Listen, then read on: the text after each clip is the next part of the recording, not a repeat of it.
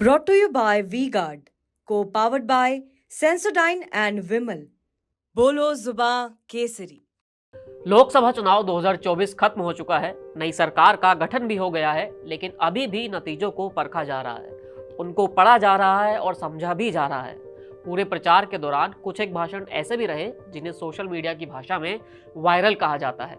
ऐसा ही एक भाषण समाजवादी पार्टी के मुखिया अखिलेश यादव का था। जब फैजाबाद में हुई रैली में उन्होंने अपनी पार्टी के उम्मीदवार अवधेश प्रसाद पर एक तरह से प्रैंक खेल दिया था। मंच से अखिलेश यादव ने अवधेश प्रसाद को पूर्व विधायक बुलाया, जबकि वो मौजूदा विधायक थे। अवधेश थोड़ा सक पकाए, लेकिन अगले ही पल जब अखिलेश ने बताया कि पूर्व विधायक इसलिए क्योंकि अब सांसद बनने वाले हो, तब जाकर अवधेश प्रसाद को सांस आई।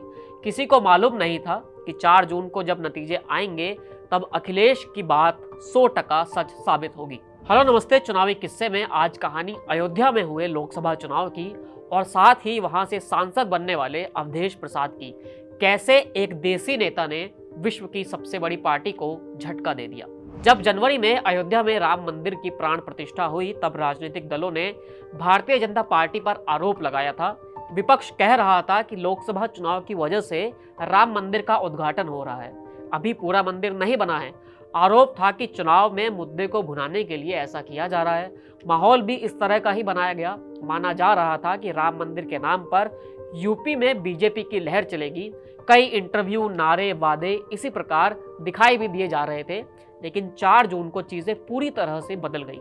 भाजपा ने इस सीट से फिर अपने पुराने सांसद लल्लू सिंह को टिकट दी थी, जो पहले यहां से विधायक थे और 2014 से लगातार इस सीट से सांसद भी थे। इस बार कोशिश थी कि राम मंदिर के नाम पर और मोदी लहर के दम पर लल्लू सिंह की हैट्रिक हो जाएगी, लेकिन तमाम चीजें बदल गई।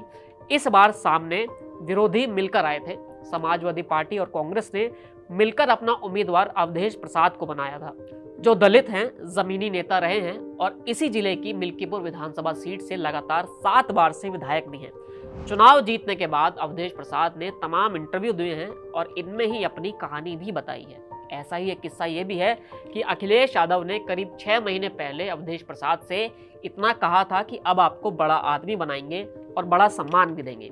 अवधेश ने जवाब में कहा कि पार्टी ने हमेशा मुझे सम्मान दिया ही है, अब क्या बचा है। बाद में अखिलेश ने कहा कि अब आपको सांसद बनाएंगे और जिताकर भी रहेंगे। फिर वही रैली में अखिलेश का वो बयान वायरल भी हुआ जिसमें अवधेश को पूर्व विधायक और भावी सांसद कहा गया था।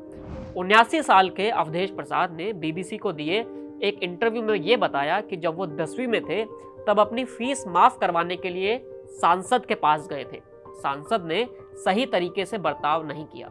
अवधेश प्रसाद ने वहीं पर एक कागज पर लिखा कि वो आगे जाकर वकील, विधायक, सांसद और फिर गृह मंत्री बनेंगे।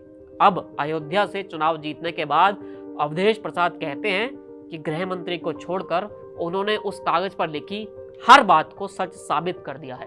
अयोध्या में इस बार मुद्दा सिर्फ राम मंदिर का ही नहीं था। सोशल मीडिया पर ऐसे कई वीडियो वायरल हुए हैं जिनमें दावा किया गया है कि विकास के नाम पर जिस तरह से लोगों के घरों को तोड़ा गया है, उससे भी लोग निराश और गुस्से में हैं।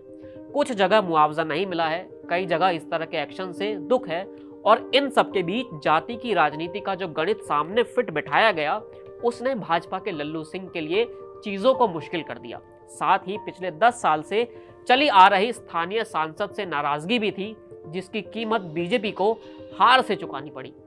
जीतने वाले सांसद अवधेश प्रसाद कुल 11 चुनाव लड़ चुके हैं, बहुत से उन्होंने जीते भी हैं, राज्य सरकार में मंत्री भी रहे हैं और अब राम मंदिर बनने के बाद जब देश में पहली बार लोकसभा के चुनाव हुए तब वो फैजाबाद की लोकसभा सीट से सांसद बने हैं।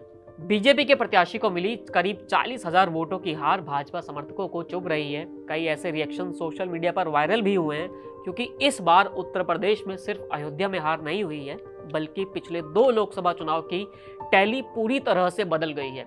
उत्तर प्रदेश में भाजपा इस बार सिर्फ अकेले दम पर 33 सीट जीत पाई। गठबंधन को जोड़ दें तो ये संख्या 36 पहुंचती है, लेकिन दूसरी तरफ सपा अकेले दम पर ही 37 सीट तक पहुंची है।